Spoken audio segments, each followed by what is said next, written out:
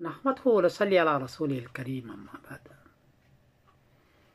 एक साहब ने पूछा है कि इंडिया पाकिस्तान में ईद उल फित्र की सूरत हाल क्या है।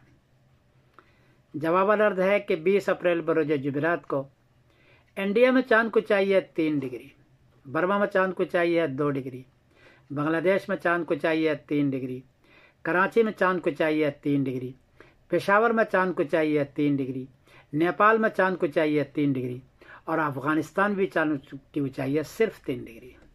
3 डिग्री में चांद नजर नहीं आता। इसलिए 20 अप्रैल बरोज जुमेरात को किसी हाल में चांद नजर नहीं आएगा।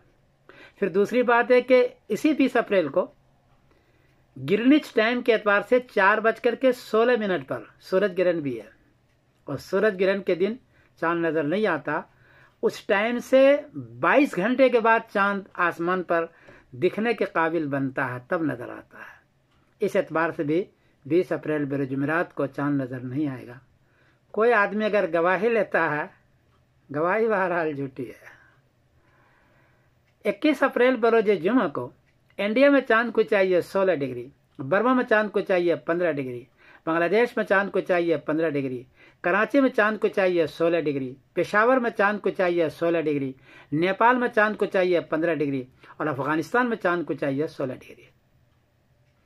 चूंकि 10 डिग्री से काफी ऊंचा है, 10 डिग्री में चांद नजर आना शुरू होता है, काफी ऊंचा है, इसलिए 21 अप्रैल बरोज जुमा को चांद नजर आएगा, वाज़ा नजर आएगा, देर तक रहेगा।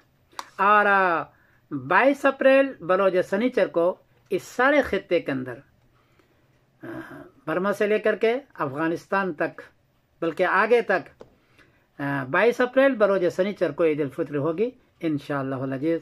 मैं समीरुद्दीन कासिम बोल रहा हूँ मैनचेस्टर इंग्लैंड से। अस्सलाम वालेकुम व रहमतुल्लाहि व बरकातुहू।